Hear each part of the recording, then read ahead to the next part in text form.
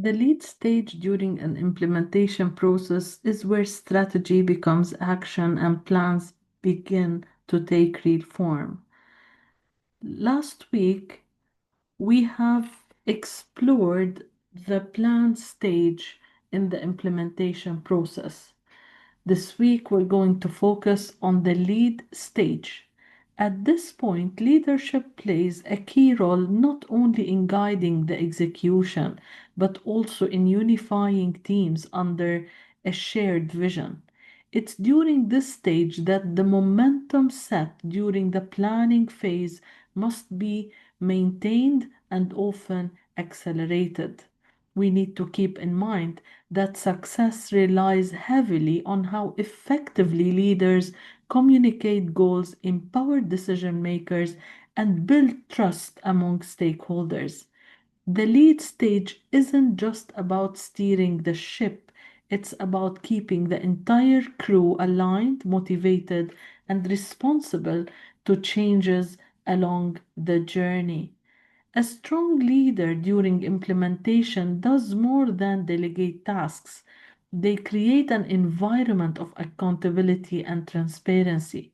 This means establishing clear roles, expectations, and timelines while also being present to resolve challenges and maintain focus. Leaders must be proactive in identifying roadblocks and flexible enough to adapt strategies when necessary. Communication becomes a cornerstone in this phase, ensuring that updates, feedback, and progress are continuously flowing between teams, users, and executives. Leading well during implementation requires balancing the decision with empathy and execution with engagement. In this video, we'll explore how effective leadership drives successful implementations.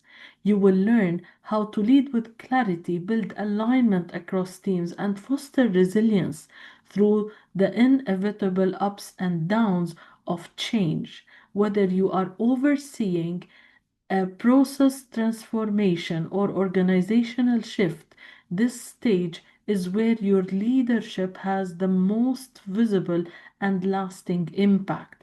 So let's break down what it truly means to lead during implementation and how you can set your team and your initiative up for lasting success. One thing that I would like to mention, because most of the schools nowadays are planning for the induction process. When we are properly planning the implementation process during the induction period at the beginning of the academic year, we are setting the foundation for achieving long-term strategic goals. When we are trying to unify the opportunities that students, staff, and stakeholders are playing part to implement those new initiatives, routines, and expectations, then we are trying to come up with a well structured plan that ensures that roles are clearly defined, resources are allocated efficiently, and everyone understands the objectives and desired outcomes. Without proper planning for implementation, confusion, misalignment, and resistance can equally deteriorate the progress, making it harder to regain the momentum later in the year. So, yes, now we have our strategic plan during the induction, which will allow the institution to align the day to day operations with their broader mission and create a cohesive culture from the outset. But we need to ensure that actions taken supports measurable long-term success. So when done effectively, the approach of transformation from the beginning of the academic year will become a powerful launching point for lasting improvement and meaningful impact. So having a strategic plan is not enough. We need to make sure that during the induction, we prepare the implementation process and we try to outline all the different factors which we have spoken extensively about in the video that was uploaded on this channel 2 weeks back. So let's focus now our attention on the lead stage again. When we are trying to think about the lead stage, we are trying to ensure that effective leadership is driving the implementation. This phase is about the mobilizing of leadership, creating a supportive environment, and building readiness for change. The lead stage in the implementation process is where vision meets influence and direction becomes action. Lead stage activates leadership at all levels to guide, inspire, and facilitate the rollout of change. Leadership is not a passive administrative role during implementation. It's the engine that drives momentum, maintains alignment, and ensures that people, resources, and priorities stay coordinated throughout the change journey. In specific, when we're talking about the educational settings, leadership is essential to be considered during the implementation process because implementing a new program impacts classrooms, routines, beliefs, and ultimately the experiences of students. So, this type of change often encounters resistance or uncertainty. Therefore, leadership in the implementation phase must go beyond traditional top down management. It requires distributed, instructional, adaptive, and transformational leadership models to navigate complexity, build trust, and foster commitment. The lead stage during an implementation process typically refer to the phase where guidance of stakeholders' engagement is central to ensuring that the implementation moves forward successfully. This phase is often about driving momentum, providing direction, and removing roadblocks. It's where leadership plays a strategic role in enabling change. So, the lead stage is about establishing clear leadership and accountability, aligning stakeholders, guiding teams, monitoring progress, and ensuring the buy in. And if I'm looking at all those five bullets here, the most important is the last one. If people do not take ownership of the implemented program or implemented change, they will not feel that they are part of it. They will feel that it's imposed on them and they will try to find a way out of it to maintain what they have and to stay in their comfort zone. When we make sure that we explain to the end users why this change is important, how is it going to affect it positively the learning environment, and what is their role in that, they will embrace the change, they will be part of it, and they will enthusiastically implement it. If we are looking at the purpose of the lead stage, it is to create the conditions for successful implementation, where we are here focusing on empowering people, shaping culture, and managing the process of change. This includes cultivating the leadership capacity across the school, engaging stakeholders, clarifying the roles, making sure that we do not have overlaps or gaps. So each person in the school community knows exactly his role, what is his contribution to this implementation, and at what part there will be a checkpoint with another stakeholder. So, in this phase, leadership is both structural and relational. Leaders must bridge the gap between planning and practice, ensuring that goals established in the planning stage are well understood, they are embraced and acted upon at every level of the organization.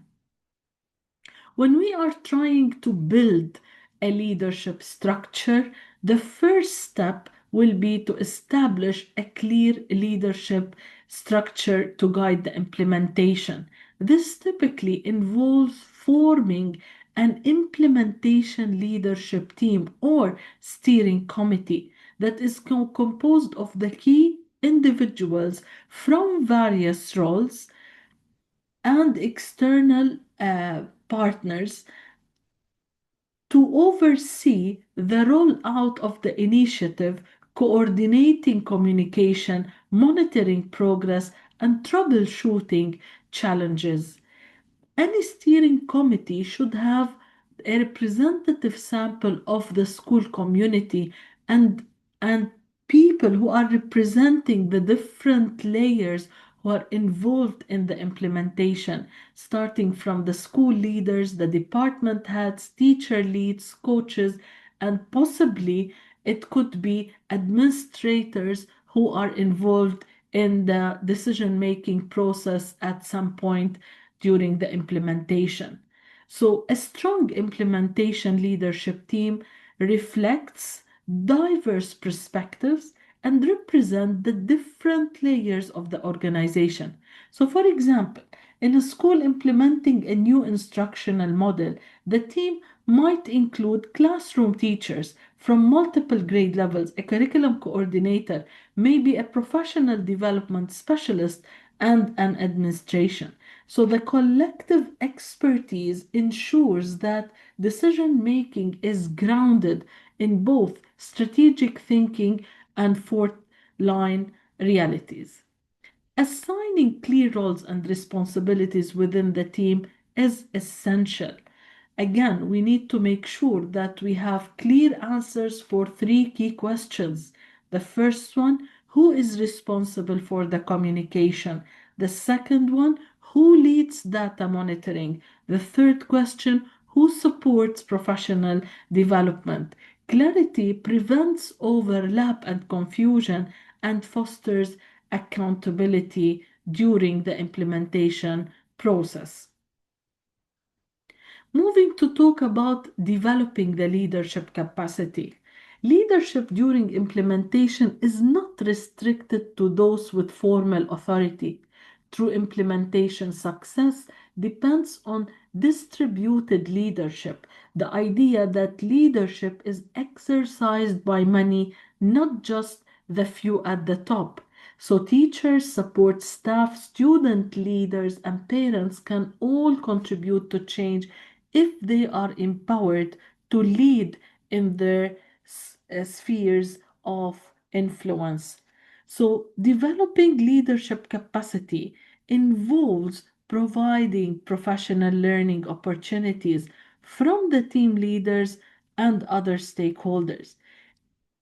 It involves creating time and space for collaboration. The planning meetings, the peer coaching, or the learning communities are essential because the feedback should come from the end users, from the implementers to feed into the committee and to check against the strategic plan and the implementation plan that is in place. Last but not least, mentoring and coaching. This emerges from the core of the implementation process and it encourage the leaders to take initiative and make decisions aligned with the implementation vision. When we talk about mentoring and coaching for a specific implementation program, then at each phase there should be a kind of professional development given. So we start the year with the induction, we give them a certain snapshot about what is coming throughout the year, and we try to lay out the professional development program that will come, where we show them that after each checkpoint in the implementation process, there will be a mentoring or coaching session that will guide people about the do and don'ts, the roles and responsibilities, the skills and competencies. So by then people feel that there will be support, there will be empowerment. It is a rewarding process, and this implementation is going to develop them and help them to grow. So this leadership development is vital, where middle level leaders serve as critical liaisons between strategy and practice, investing in the growth of the new hired teachers, the instructional coaches, to create a more comprehensive and responsive implementation effort. To talk about the culture right now, as we all know, change provokes anxiety, especially when it changes existing norms and or demands new behaviors. So for implementation to succeed, leaders must create a psychologically safe environment where staff feel supported in taking risks, making mistakes, and growing into new roles. This involves modeling the behavior for the staff, admitting what helping them to admit what they don't know and inviting input from others, recognizing and celebrating efforts, not just results, and facilitating team building activities that foster mutual respect and shared purpose. We have to make sure that we emphasize in every single meeting that we have with the stakeholders the word trust. Trust should grow through consistent and fair leadership practices. Leaders who are transparent in decision making, responsive to concerns, and equitable in distributing resources send clear messages to the team, which are under a big phrase that I promote personally in every single meeting that I have, whether I'm leading a meeting as a member of a school community or as a trainer, which is we are in this together. This shared ownership turns implementation from a mandate into a movement. Engagement. Leading implementation means more than managing tasks, as we all know. It means building relationships and building communication. So stakeholders will become engaged, proactive, inclusive, and sustaining the long-term relationship together. So when we talk about engagement, it means that we are trying to create channels by which people can share their opinions, share best practices, speak about next steps, learn from the experience of one another, and at the end of the day, this will all help for having a sustainable implementation.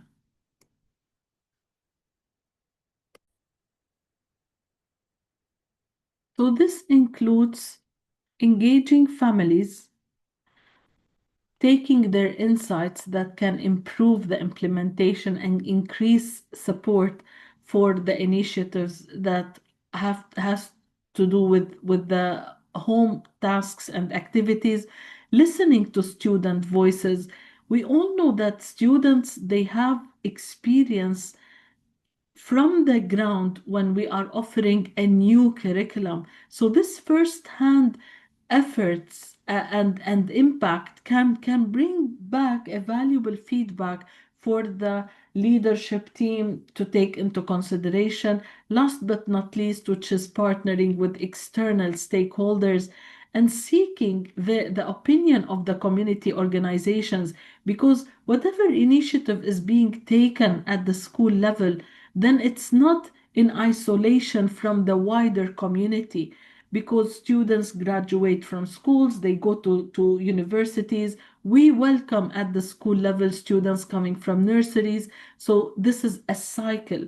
This is an ecosystem that has to remain connected. So when we plan for an implementation of a new program, it's very helpful to take into consideration the points of views of the families, of students, and definitely of the stakeholders in the community. Leading, as we know, means ensuring that stakeholders see themselves as active participants, not passive recipients. So this strengthens the relevance, the legitimacy, and sustainability of the initiative. We need to keep in mind at the stage of lead that any kind of resistance is addressed, and we are building the commitment by acknowledging without judgment and address with the concerns with empathy and transparency rather than labeling staff as resistant. Leaders should view them as cautious or unconvinced stakeholders who need clarity, support, and voice. Some strategies to address resistance include one on one conversations to understand concerns and to offer reassurance, maybe identifying early adopters or champions who can model new practices and influence their peers. We need to provide evidence to show the benefit, to convince people why the change is very helpful. And another strategy to address resistance is pacing the rollout to avoid the overwhelming staff and allow for gradual adjustment. Leaders must celebrate small wins, highlighting early successes. Even modest ones can shift the narrative from fear to possibility, from hesitance into confidence. So we have to make sure that we work hand in hand with the staff without blaming, without pointing fingers, and with a lot of celebrations for the little improvements and changes that are yielding impact on the ground. Moving forward to talk about the professional learning, which is one of the key leadership responsibilities in the implementation process at the stage that we are focusing today on, which is the lead stage. So we need to make sure that we support the staff and build the capacity to implement the change effectively. This means going beyond traditional training and offering job embedded ongoing professional development.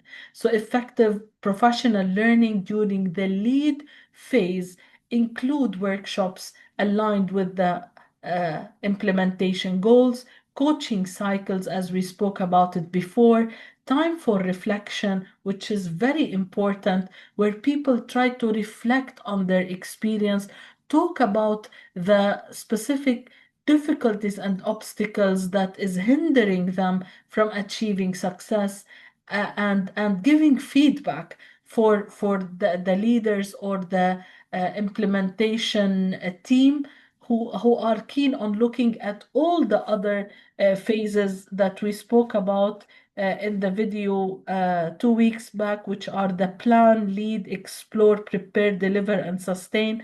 So the lead stage is going to feed into the explore, which we will be talking a lot about next week, and it's the focus of our video next week on Thursday. So leaders must allocate time, funding, and space for their learning to happen. They should also model a growth mindset, showing that learning is continuous and that it's okay to learn by doing. As we mentioned before, we need to keep in mind that mistakes are opportunities for growth, and we have to accept mistakes that are taking place and make them as the learning opportunities for the staff and the community to develop. Moving now to talk about monitoring progress. Leading implementation involves establishing systems for monitoring and reflection.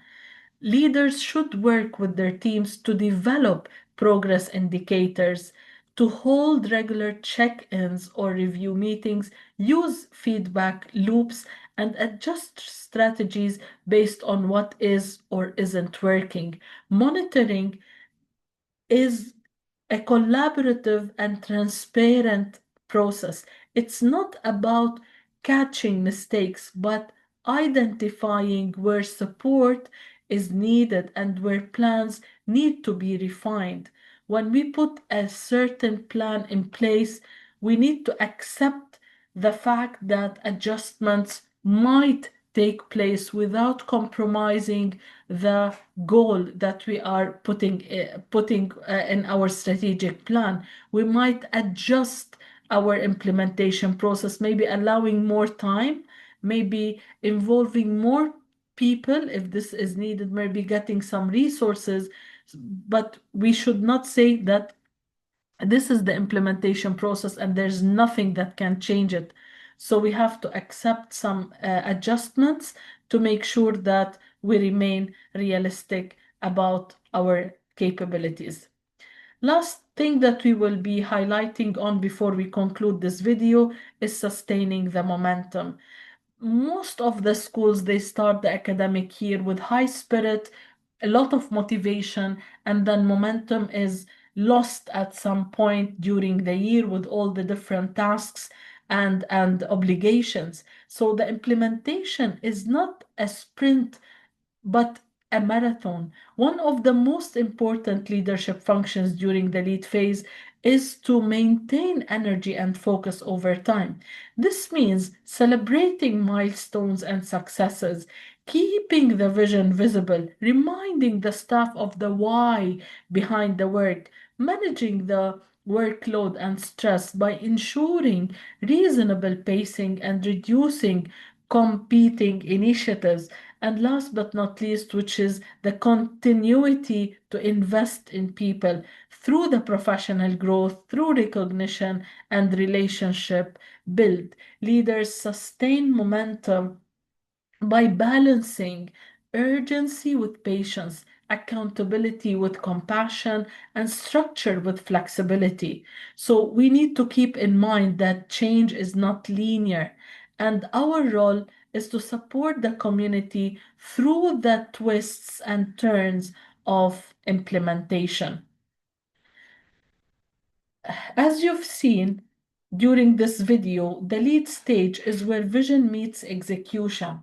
It's not enough to simply have a good plan. You need strong leadership to bring that plan to life, overcome resistance, and keep teams focused on the end goal. This phase is about driving momentum, navigating uncertainty with confidence, and making sure everyone involved understands not just what needs to happen, but why it matters. When leadership is consistent, transparent, and engaging, it sets the tone for how the entire implementation process unfolds, often making the difference between the efforts and the sustainable progress. So, the real power of this stage lies in its ability to unify people. As we wrap up this look into the lead stage, it's important to remember that leadership is not confined to titles. It's about influence, it's about accountability, it's about setting a culture that supports adaptability and collaboration. With the right leadership in place, the implementation gains stability and momentum, laying a strong foundation for more successes to come. So, next week, we'll continue the journey by diving into the explore stage of the implementation process. This upcoming video will focus on how to uncover needs, map out responsibilities, and evaluate potential pathways forward before committing to detailed design or delivery. Be sure to join us next Thursday as we explore how thoughtful discovery and research can shape smarter, more effective implementations. Until then, thank you for watching, and we'll see you in the next episode.